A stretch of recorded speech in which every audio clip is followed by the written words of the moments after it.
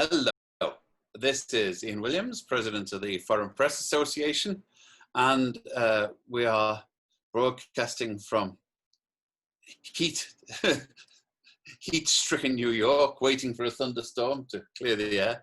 And but we're talking about thunderstorms in the past, because Alan Mikhail, Professor of, is it Ottoman or Turkish history or Balkan history?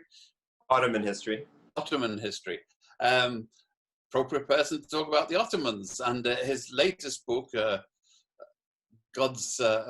is about Selim the Grim, an imposingly named Ottoman Sultan from the beginning of the 16th century.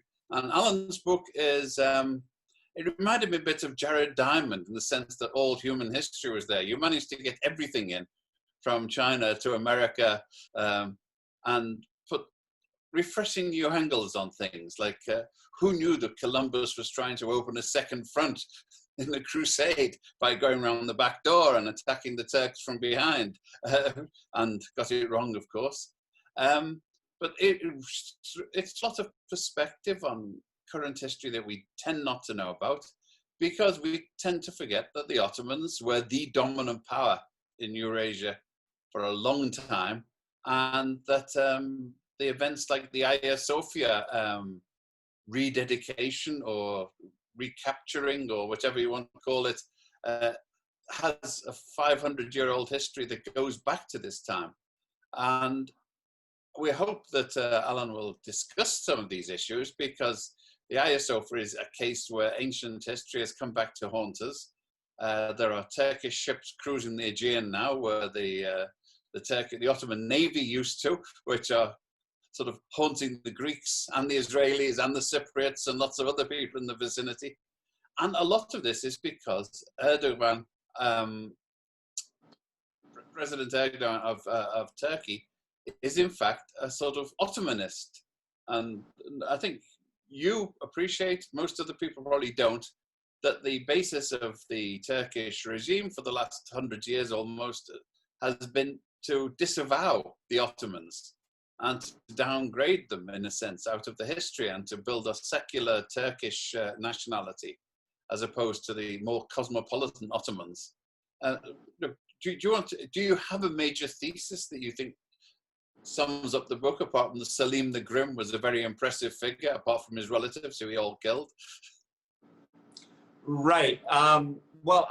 The major thesis in terms of understanding Erdogan is that Selim I is really the paradigmatic figure that Erdogan seeks to emulate from the Ottoman past. And you're absolutely right that so much of the politics of the Republic, the Turkish Republic since 1923, has been to distance itself from the Ottoman Empire, whether that be changing the language, whether that be a program of what the Turkish Republic calls secularization, whether that be a more concerted move towards Europe away from the Middle East. And Erdogan really is the first leader of the Turkish Republic to embrace the Ottoman past in such an explicit and we might say proactive kind of way. And I argue in the book that the Sultan he most seeks to emulate is Selim I. And you see that in his foreign policy, in his symbolic politics, in something like the Hagia Sophia that you mentioned. What was the basis of the Hagia Sophia? I mean, well, there's conquests, there's interesting stuff, of course. There's the Iota temple that Modi has just reconquered or is rebuilding with a court judgment, a bit like the Turkish one in India. And then there's the Temple Mount in Jerusalem, Al-Quds, where there are people trying to reclaim it from the Muslim period. So this whole idea of reappropriating history and putting dibs on a particular segment of history is really important in the era, isn't it? It is. I mean, and you see this across the world, and it's not just in explicitly religious structures that one sees this, but in the United States, Trump's embrace of a figure like Andrew Jackson is a similar sort of politics to the kind of thing that Erdogan is doing with Selim in Turkey. That is, to take a figure from the past, mangle his history a little bit and have it serve your interests in the present. And I see Erdogan doing a similar thing with Selim. Now, remind me, Selim's mother was Greek, wasn't she? As best we know, Albanian. Armenian, well, Christian. Albanian, yes. Oh, Albanian. Yes. Even better. I mean, because it's interesting, the names have also changed. It's not just the Turks who have got this religious thing, because the Greeks in Constantinople, when it was conquered, did not call themselves Greeks. That was an insulting term from the Italians, wasn't it? Sure, right. These are nationalist projections. Yeah, retrospective nationalist projections, which most are really, because I'd often thought that for all of its many faults, like its way with the brothers of an impending Sultan, where they were all killed, strangled, locked up immediately on taking power, they did actually manage to run a fairly a relatively harmonious, multinational, multi-ethnic, multi-confessional state, which is, so there was a mosque, there were churches in Istanbul at a time when all the mosques and all the Muslims and Jews had been thrown out of Spain, for example. That's right. I mean, the Ottomans rule for 600 years. For the first 200 years of their history, the majority of the people living in the empire are Christian, are Orthodox, and Greek in terms of their culture for the most part. And you're right that at a time when Europe is expelling its Jews and its few Muslims, Jews and Christians in the Ottoman Empire, we don't want to overstate the level of tolerance, but are roughly living better lives than minorities did elsewhere. So the largest Jewish city in the world since antiquity is Salonika in the Ottoman Empire. After Jews are expelled from Spain, a large portion of them make their way to Salonika, which is Thessaloniki in today's Greece. And that becomes the only majority Jewish city in the world since antiquity, between antiquity and the 20th century. Likewise, the Greek Patriarch from 1453 until today, the seat is still in Istanbul. When Mehmet II, Selim's grandfather, conquers Constantinople in 1453, he makes the chief rabbi of the city and the Greek Patriarch members of his governing council. In the light of what we've just said, am I right, in fact, in saying that he is not the Greek Patriarch? He's the ecumenical Patriarch. He is the Patriarch of the whole Orthodox Church, not just any particular nationality in it. Well, the Russians have their own pope, the Copts have their own pope. So, within the Orthodox, there's also a certain level. I know, but they do tend to defer towards the ecumenical Patriarch. I mean, for many years, we didn't think of the Pope as the Pope of Italy or the Italian Pope. He was he was the head of the Roman Catholic Church. Sure, that's right. Whatever nationality. That's right. In the way that Constantinople is the seat of the Eastern Christian Eastern Christendom, and at the time, the Pope in the Vatican refers to the loss of Constantinople as the plucking out of one of the eyes of Christianity, right? While we're sort of considering these counterfactuals for Rome and Constantinople, in our invitation to this, we made the point that Istanbul is regarded as a Turkish aberration by many Greek nationalists, but in fact it derives, as I understand, from the Greek for the city, Stampolis. It was the name that the Byzantines, who never called themselves Byzantines, used to use. It was the city, Stampolis. That's correct. Yes, and it was a Greek city for a very long time. Some would say until very, very recently, until the 20th century, it was in many ways a Greek city before the population exchanges. And most of, as I think, well, it's a bit after your period, perhaps, but most of the Greek Navy was actually staffed, most of the Ottoman Navy was actually staffed and sailed by Greek sailors, as I remember. Is that right? Yes and no. I mean, the Ottoman Navy, depending on the period, is a very multicultural group of folks. It depends on the period that one is talking about. You have, Muslim sailors, ethnically Turkish sailors, all kinds of folks sailing for the Ottomans. And the fascinating part about this is how it brings up all sorts of nationalist issues. I mean, as I understand it, there are Greek-speaking Turks in Asia Minor who count as Turks because they're Muslim. Just as there are Greek-speaking Orthodox Christians, there are Turkish-speaking Orthodox Christians who are counted as Greek because of the Orthodoxy. So sure. Nationality doesn't quite mean the same thing as it does now with everybody. That's right. And I think that's one of the interesting things that you referenced before about the Ottoman Empire, is that it was such a multicultural, multi-confessional, multilinguistic polity that held together. It didn't have to cut itself up along national, linguistic, religious lines. A bit like the Austro-Hungarian Empire, almost. That's right. That's right. And that idea of ethnic nationalism and religious nationalism is a fairly new one in world history. Well, now we've got Erdogan, and he is actually doing something about it. To what extent is his appropriation of your hero, Selim the Grim, effective with the Turkish voters and masses? Does it sort of add to his credit when hundreds of thousands, or thousands at least, turned out to pray in the newly re-inaugurated mosque in the Hagia Sophia? Does this boost his popularity, boost his strength on power? Sure. I mean, amongst a fairly significant segment of the Turkish population, they see Erdogan's moves as a kind of restoration of Turkish power in the world. This is, again, one of the reasons, as I discuss in the book, that Selim is an exemplar for him, because Selim more than doubled the size of the empire with his conquests in the Middle East. And part of Erdogan's domestic politics at home is this notion of Turkish expansionism, that Turkey is a regional power, perhaps a world power, and that this is something that the population at home really should support him in doing, and sets him apart from previous leaders of the republic. So even his recent moves last week, the natural gas deposits in the Black Sea and the Eastern Mediterranean, is part of this kind of expansionist Turkish politics that plays very well at home.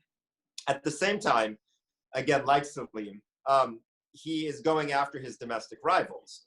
So obviously those people are not supportive of the kind of politics that Erdogan is running. And these run the gamut from ethnic minorities, Kurds and Alevis, to journalists, leftists, some women's groups.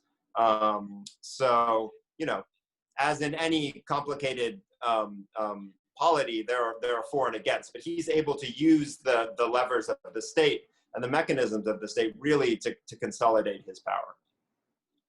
And yes, especially since the abortive coup, he's really working hard on that, isn't he?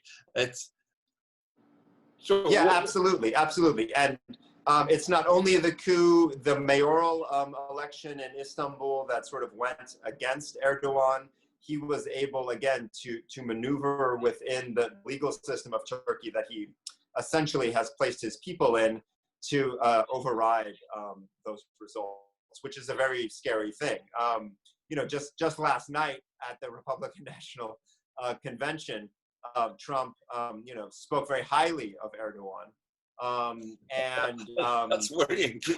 It is worrying. I mean, not to be too alarmist, but those kinds of moves of overturning the results of an election through the maneuvers and the levers of government in a way that one could spin as somehow legitimate, it is obviously the worst case scenario for thinking about the American situation. Again, I don't want to overstate that, but Erdogan is very adept at doing that. And his horizon at this point, certainly he wants to rule until 2023, the centenary of the Turkish Republic in 1923. Juxtaposing Erdogan and Ataturk is a very interesting juxtaposition that we could get into if you like. Is there any sort of movement to revive the Ottomans? Well, I mean, it As a depends what you mean by that. I mean, certainly rhetorically. So, in terms of Erdogan's symbolic politics, again, a figure like Selim is very, very useful to him. Selim, as I said, was an expansionist sultan that projected the Ottoman Empire out in a way that Erdogan also hopes to project modern Turkish power out into the Middle East and the rest of the world. Erdogan, in a very pointed move, chose to name the third bridge after the third bridge over the Bosphorus Strait. There are only 3 bridges connecting these 2 continents, Europe and Asia. He chose to name the third bridge that opened a few years ago after Selim. He could have named it after any figure from the past, but he chose to name it after Selim. Again, I think part of his symbolic politics of what Selim represents in terms of expansionist politics. The other thing that Selim represents, and that is this sort of quote unquote return to the Ottoman Empire, is that Selim is the first sultan to also be the caliph. The caliph is technically he who possesses Mecca and Medina, the holy cities in Islam. And Selim is the one who conquers them in 1517.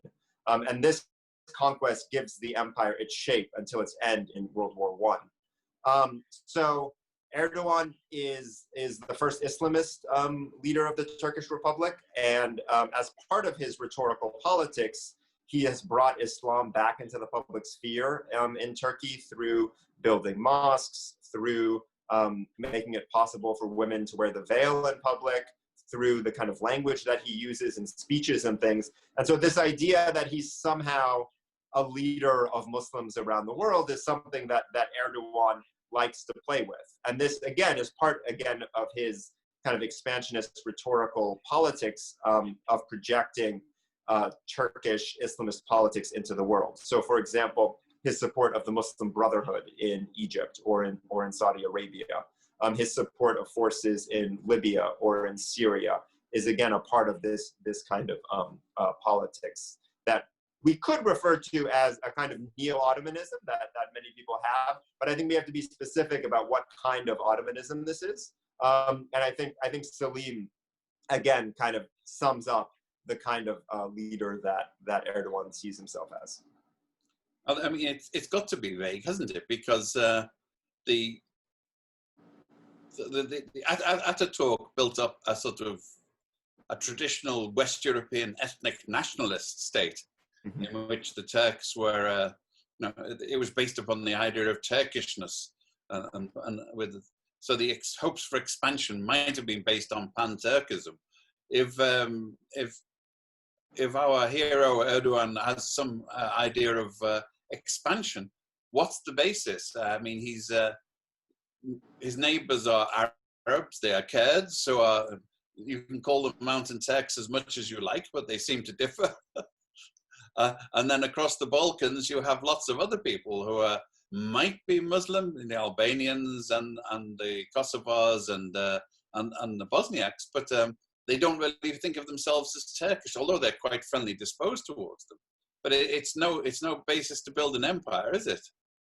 No, not at all. And I don't believe that Erdogan sees his kind of expansionist global politics as somehow based on ethnicity or religion.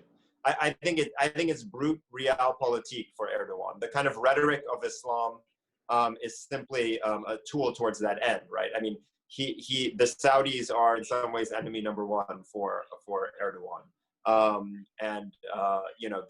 this is a kind of politics about regional hegemony, economic resources that he will use whatever language is most amenable to those ends. So I think it's a very different kind of politics. This is where the analogy with the Ottomans, I think, breaks down quite a bit. And you're right to say that Ataturk in some ways did not have an expansionist mode. If anything, his was one that very much wanted to focus at home, and through a lot of violence was able to make the borders of Turkey more Turkish, right? By expelling and killing Kurds and Armenians and Greeks and other non-Turks. Well, that was an age when all of the empires condoned this. If you drew a border, you shifted people, you moved people across them, didn't you? I mean, sure. What was euphemistically called the exchange of populations between Greece and Turkey was agreed by everybody, including the Greek and the Turks, wasn't it? Right, right, and a very violent process, obviously. Yes, and well, technically it wouldn't be countenanced, although there's a lot of it going on now. What about his approach with the others? His particular sort of form of Islam is different from almost the rest of the Middle East. The Ottomans tended to be more sort of ecumenical and syncretic in their Islam compared with the others. But I mean, we've got the Gulf, which is Wahhabi. We have the military dictatorship in Greece, a lot in Egypt. A lot of them are feel threatened by the Muslim Brothers more than the Wahhabis at the moment, since the Saudis wield the Wahhabis when it suits them in other places. But the Muslim Brothers that Erdogan has been favoring tend to be everybody's least favorite regime and least favorite sect in the region, don't they? That's right. I mean, and the example is the one that you cite. It's really Egypt. I think that, the story of the Muslim Brotherhood in Egypt has in some ways very little to do with Turkey and Erdogan's politics. He's adopted them quite late. I mean, the Muslim Brothers in Egypt have been around since the early 20th century, and their beef is really a domestic one. Since 1952 and Nasser's revolution that brought the military to power in Egypt, the government of Egypt has essentially suppressed all forms of political participation other than the ruling party. And the Muslim Brotherhood has been the kind of grassroots oppositional movement in Egypt. And, to their credit, have built up a wide swath of popular support that culminated, obviously, after 2011, when they won electorally. We could question, the actual process of that election, but nevertheless, at that point, the only two functioning institutions in Egypt were the Muslim Brotherhood and the military. And it's not a surprise that they competed for power. And obviously the military has won and has crushed the Muslim Brotherhood. So Erdogan, in some ways, entered at that point. Egypt and its government is a regional threat to Erdogan's hegemony. And so, the enemy of his enemies is his friend. And he's, again, supported them rhetorically. The four fingers in the air refers to this massacre of Muslim brothers about a decade ago now. So he certainly adopted their cause. Similarly, we might say just last week, he hosted a delegation from Hamas, the Palestinian group in Ankara, in support of Palestinian rights after Israel and the UAE signed their agreement last week. So on the ground, has he materially supported Palestinians in a very real way? A little bit. There's a little bit of support, but it's again, it serves him rhetorically to be seen as a champion of these kinds of quote unquote oppositional groups in the region. Well, he was somewhat hovering at the time of the ship going to Gaza. Yeah. He sort of pulled back from the brink in a way. He could have made a major issue out of it. The Israeli military attacking a Turkish ship on the high seas could have been a casus belli, but he thought twice about it. That's right. I don't think Erdogan is going to go to war with Israel for the sake of the Palestinians. No, I suspect not. We have some questions coming in. There's the idea, what is its status now? Is it open to everybody? It's a mosque. My favorite mosque in Istanbul was always the little Hagia Sophia, the Chugun Hagia Sophia, which I thought some ways it conveyed more of a feeling of the Byzantine era.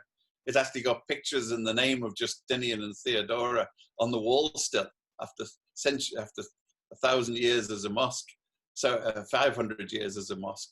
So in terms of museum quality, it didn't worry me that much. But are visitors still going in there, or is it treated as holy ground and not to be trodden by infidel feet? No.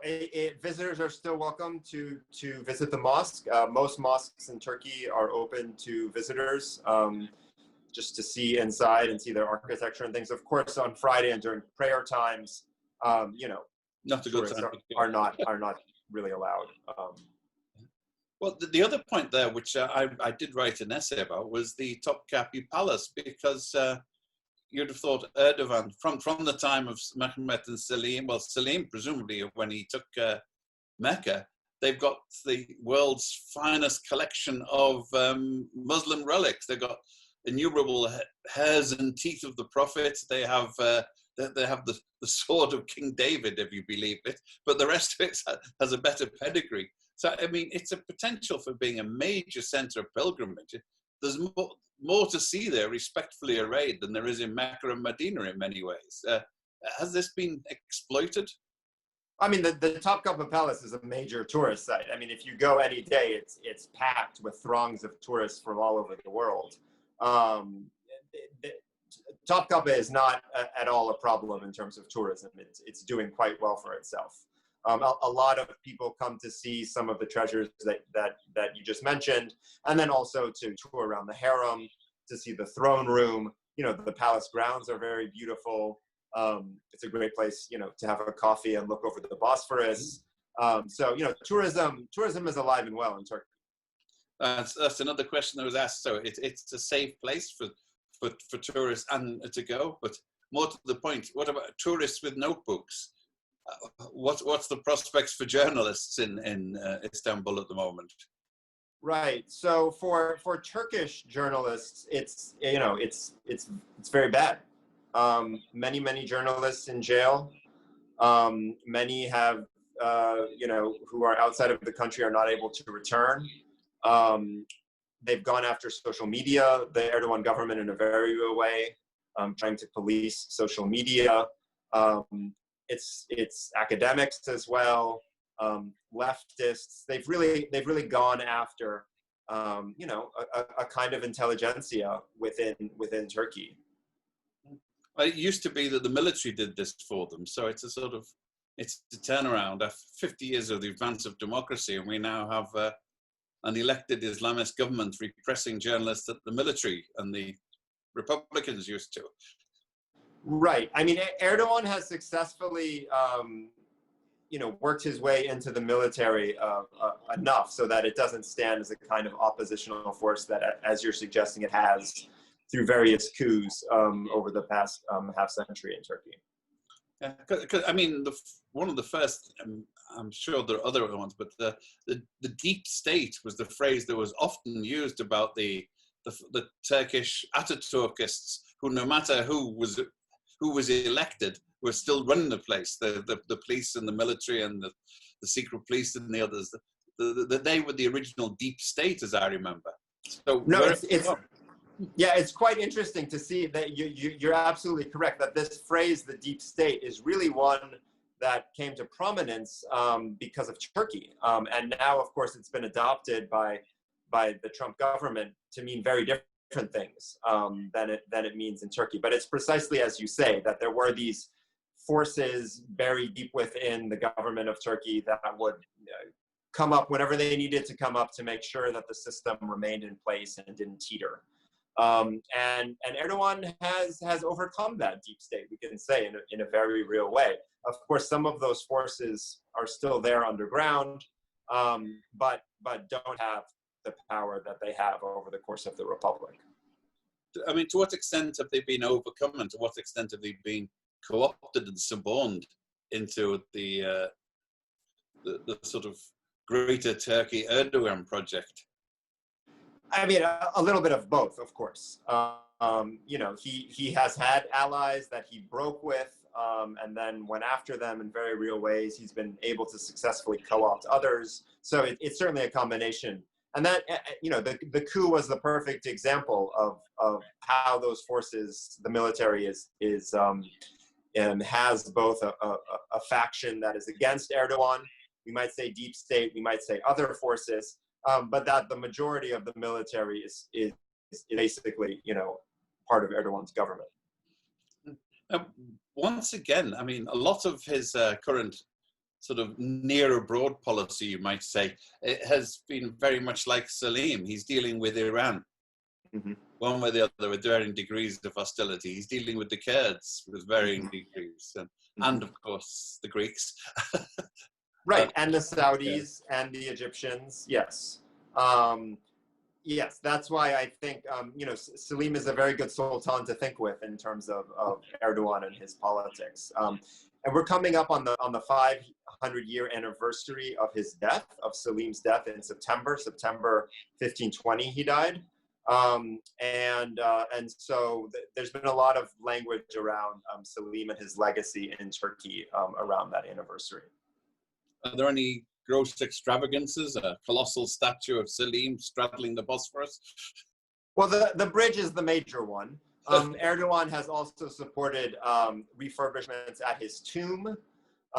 He, after winning the 2017 referendum, he, with great fanfare, made Selim's tomb one of the first places he visited after winning that referendum, and returned to the tomb the crown of Selim that had been stolen from the tomb several years before. So, in a very clear statement about his connection to this long dead sultan. What is he started off by being the pro-business prime minister. And he led to a definite economic boom. Although there were some doubts at the time about how sustainable it was. Is that likely to continue? Well, the Turkish economy has been in dire straits for the past few years. Inflation has gone through the roof. No, the Turkish economy is in bad straits. Some commentators think that a lot of his kind of rhetorical politics, something like the Hagia Sophia, those are easy wins for him, given the state of the economy. Yeah, if the stock market crashes, you start a foreign war, sort of thing. Right, right. It's a common policy across the world. And right. One of the things that Erdogan started off with, which was always quite interesting, was he was a bit Ottoman-like in his policy. He was not radiating exactly, but let's say he was making gestures towards the Turks and to the Phanarya Greeks inside Istanbul of accommodation, and yeah, he seems to have hardened up. I mean, the senseless policy of getting the patriarch, of keeping the seminary in Istanbul closed, and thereby trying to choke off the patriarch. You'd have thought it would be good to have the head of the Universal Orthodox Church in Istanbul, but he doesn't seem to think so.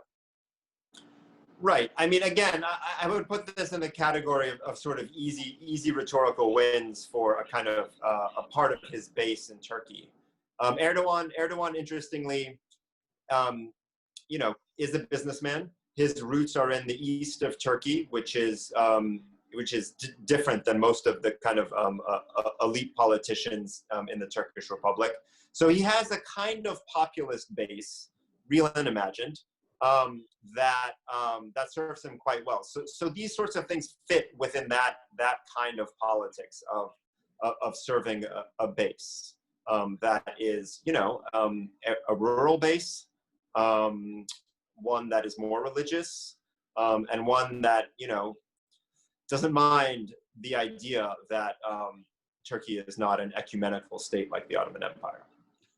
And what about the Kurds, though? I mean, that's been a running sore.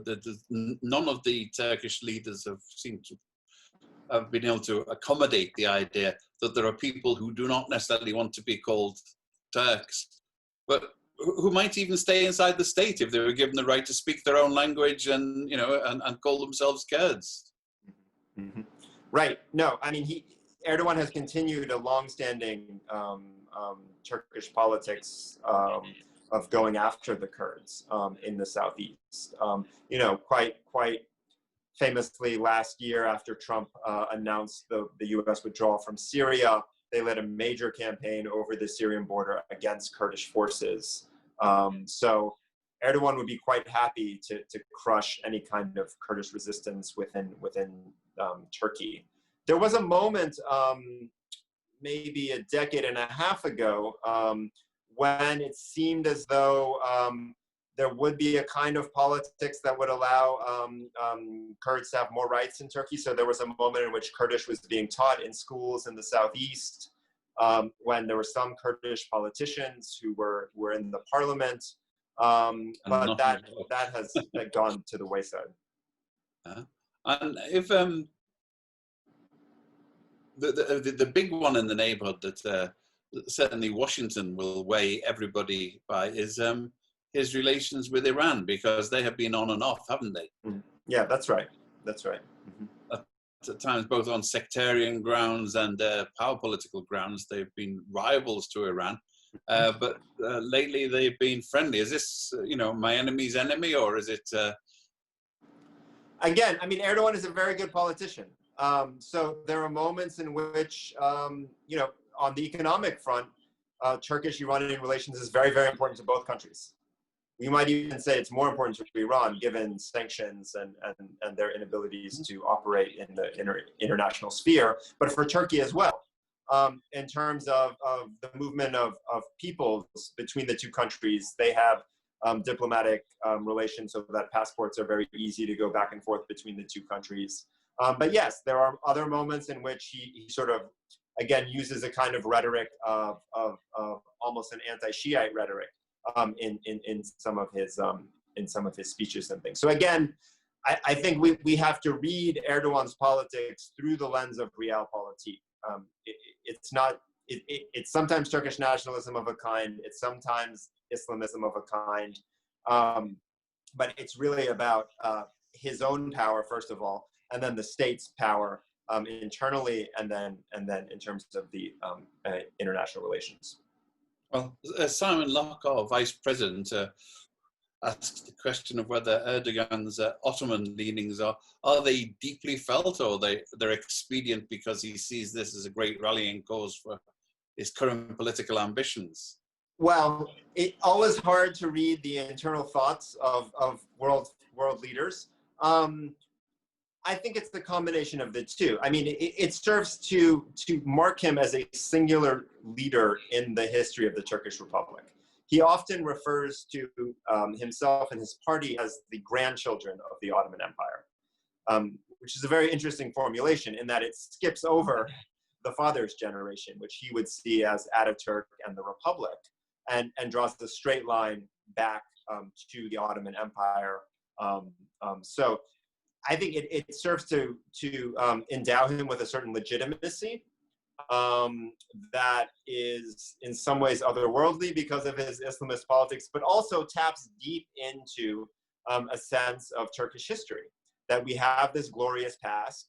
We shouldn't ignore it or suppress it, but claim it, celebrate it, bring it to the fore, talk about Ottoman civilization as a major part of global civilization. So for him, it's a reservoir of strength. Yes.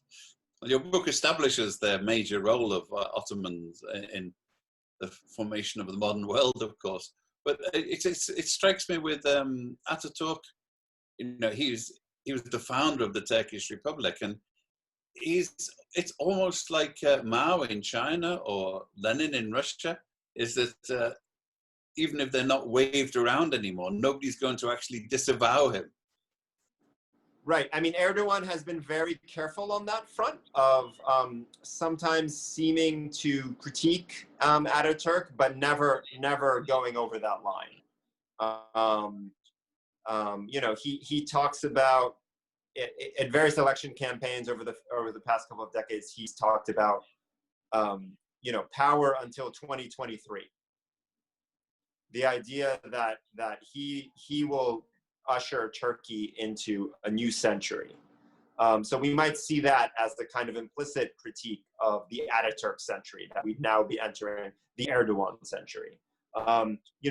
Quite commonly over the course of the 20th century, every business and some homes in Turkey would have a picture of Ataturk very prominently displayed. Now often there's a picture of Ataturk and Erdogan. So he's played a very careful game with the legacy of Ataturk.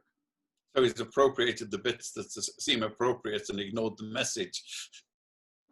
Right. I mean, or he's replayed some of the politics. I mean, certainly the anti-Kurdish politics is something that is shared by both leaders. This sense that, you know, Turkish Islam is a particular form of Islam. That Turkishness is a unique form of ethnicity in the world. Things like that. Yeah. Where does Gulen, the alleged leader by proxy of the coup and the cult leader, because he's an Alevi as well, is he? What is the background? It's always been mysterious. Right. So Gulen and Erdogan were once allies, and had a falling out, as best we know, over power, over who would be the leader of this kind of religious form of politics within Turkey. Gulen has military forces within the police and sections of the military, and this came out in the coup, of course. He's in exile in Pennsylvania, and has a kind of different vision of Turkish power in the world. There are Gulen schools all over the world, from Central Asia to South America to the United States. And they have a very loyal following within Turkey and outside of Turkey, around the world again. And so Erdogan sees this as another pole of Turkish power that is a threat to his. And so very much seeks to eliminate Gulen. So, you know, he constantly asks members of the US government to turn over Gulen to face charges in Turkey on all sorts of things based on the coup, financial misdealings that go back quite a ways, all kinds of other offenses. The coup was real, it happened. But yes, quite who did it and how and why has always been, was it Gulen or was there somebody else? Was it a serious concerted attempt to take power? Did it almost win? There are all kinds of rumors about the coup, who was behind it. Some people think Erdogan himself staged it as a kind of flexing of his own muscle. You know, I don't know. But those rumors are certainly out there. And unanswered so far. Have you what do you think of the relations with Greece? Because one of the things that I've found in general is that I never really came across from Turks that I knew or in Turkey any significant anti-Greek feeling, which is not quite the position the other way around, where, you know, if you were it struck me that I don't believe there's an official mosque in Athens yet. As we talk about the Hagia Sophia, for example. Right. There was a moment about 10 to 15 years ago when there was much more movement of people between Greece and Turkey.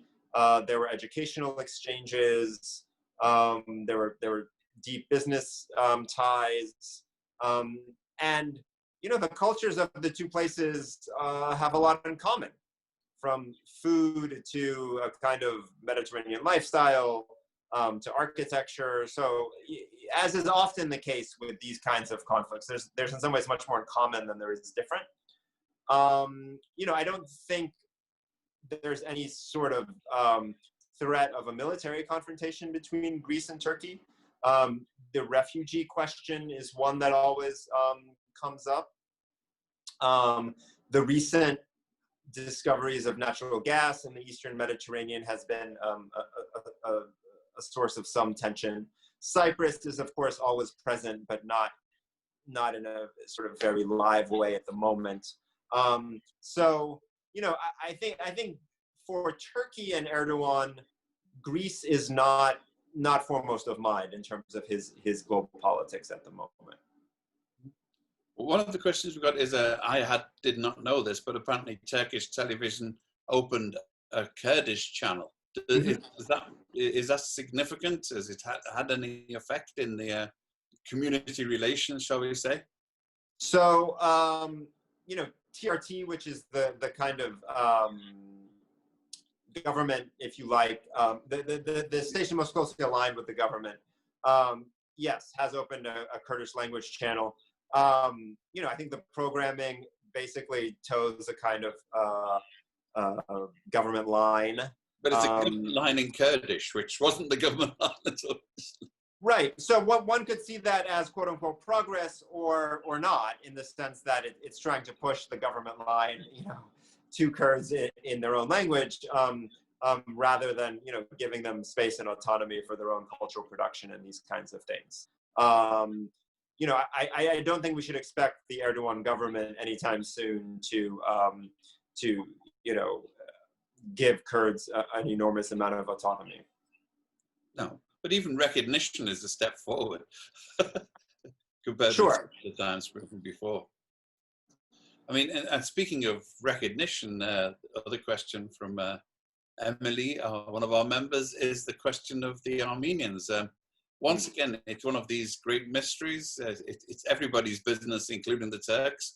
Why are they so adamant in refusing to accept that maybe something nasty was done to the Armenians? I mean, I'd never understood it because, I mean, the Ataturkists, although many of their generals were involved, and they could have blamed the Ottomans and said, okay, wasn't us, we're better than that. Yet for 100 years, they've persisted in denying it, when all they had to do was say, whoops, sorry. I mean, you know, the British have actually got around to saying, whoops, sorry to the Irish. And, you know, the Americans have sometimes said, well, you know, maybe we're a bit misinformed about the American Indians. But what is this adamant refusal to accept that a clear ethnic cleansing, for whatever reason, happened? Right. So it clearly did happen.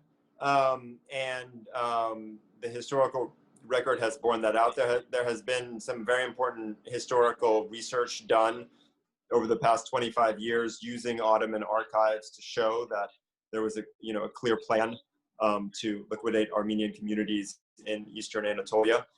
It's very hard for states to own up to these kinds of atrocities. What would it mean for the birth of the modern Turkish nation to be built on the graves of millions of Armenians in its east?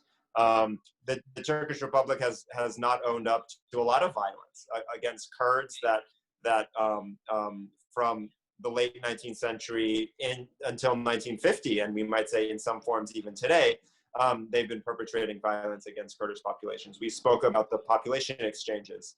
The making of modern Turkey was a very bloody affair. It was a very bloody affair. I mean, most nations, as you're suggesting, do involve their creations involve a great deal of violence. Turkey's is no different. That's not an excuse for anything, of course. There's also been recently in Turkey quite an interesting phenomenon of it's usually grandparents telling their grandchildren, grandparents who are close to death, that they were Armenians who converted to Islam and pretended to be Turks their whole lives and raised their kids as Turks and things. And so there have been a number of memoirs that have been published that tell this story, this very complicated and tragic story of Armenian loss in Turkey. Turkish nationalism is not able to accommodate a kind of ecumenical, multicultural, multi-confessional form of belonging. Oh, there's a lot of it about in the neighborhood, isn't there? I mean, sure. There is almost as few Turks left in Greece as there are Greeks left in Turkey. It was a mutual exchange, as they say. So let's get back to your book, which I really did enjoy thoroughly, and it's put a whole lot of perspective in. Your major thesis here was that Columbus was a crusader who got deflected because the Turks were winning. So he persuaded, essentially, that there was scope for going across the Atlantic and getting Genghis Khan and the Grand Khan to attack the Muslims from behind if they could get to them by the back door. And the counterfactual piece of history, which I'm waiting for a science fiction novelist to write, I've got several in mind, is that Selim, when he got Morocco, was actually looking across the Atlantic, and it might have been a Turkish fleet suddenly turned up and took the halls of Montezuma as well as the shores of Tripoli. I mean, would you like to consider this on an historical perspective? Sure. So the Ottomans never conquered Morocco. They had various designs over the centuries to try to capture, but never did. And yes, you're right. One of the major pieces of the book is to show the role of Islam and the Ottomans in Columbus's life and in his voyages. And it begins from the fairly simple observation that Columbus, throughout his life, was in some form of relationship with the Muslim world and the Ottomans. Whether that was one, mostly. Excuse me? An antagonistic relationship. That's right. So he was born in Genoa in 1451, so 2 years before the Ottomans take Constantinople, and that loss, again, as we talked about before, was a kind of trauma for Christendom. Genoa was a crusader port, as you suggested, so he was very familiar with the Crusades. It was a mercantile port with trading interests in the Black Sea and the Eastern Mediterranean that were lost after 1453. Columbus, when he's an apprentice sailor, takes several voyages to North Africa and to Chios, near the coast of the Ottoman Empire, the Aegean island of Chios. And he's in Spain in the years of the Reconquista, when he's trying to get support for his plan to reach Jerusalem by sailing west. Part of his motivation for the voyages is to find the gold that will allow him to build a fleet to retake Jerusalem from Muslim hands. And you're right that from Marco Polo and from others, he learns that in some vague, far-off east, there is a Grand Khan who has interests in Christianity, supposedly, who might ally with Christian forces in Europe in a kind of pincer move against the Muslims to recapture Jerusalem. So he very much sees his voyages as a piece of this larger crusade between Islam and Christendom. And he says that on the very first page of the journals of his voyages, that it's only after the fall of Granada that Isabella and Ferdinand blessed his voyages to the east to continue, to the west, to continue this battle against Islam. And when he arrives in the Caribbean, quite shockingly, he seems to see Muslims in the Caribbean. So he describes a group of Taíno women, indigenous women in the Caribbean, as somehow looking as though they were Moorish women, Muslim women. He describes their dress as Moorish dress. Cortez, a couple decades later, describes 400 mosques in Mexico. He calls Montezuma a sultan. So this language of Islam is very much infused in this early generation of conquistadors. And I argue that really is because they are formed in a world in which Muslims, the Ottomans, are enemy number one.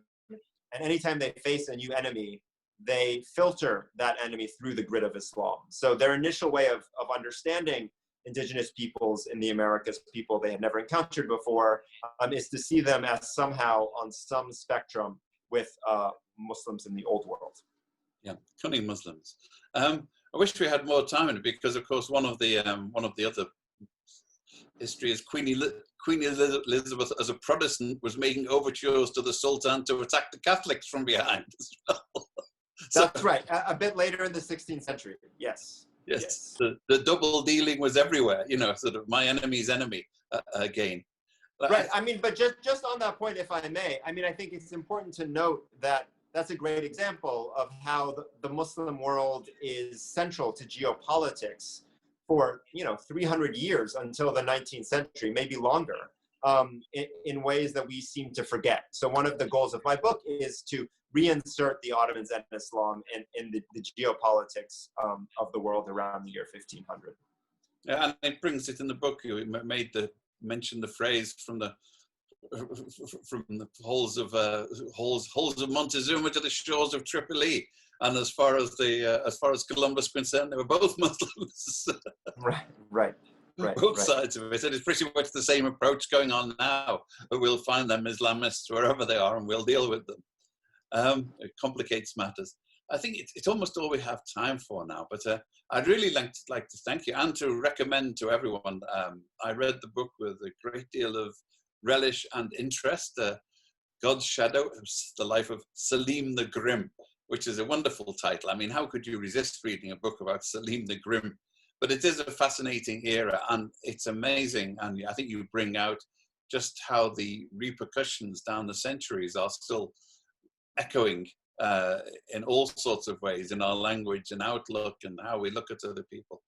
So this is Ian Williams, president of the Foreign Press Association in New York. And our guest is Alan Mikhail, and author of God's Shadow, Selim the Grim. It's got to be a cartoon series as well at some point. Thank you, Alan. I look forward to seeing you again sometime soon. Thanks so much, Ian.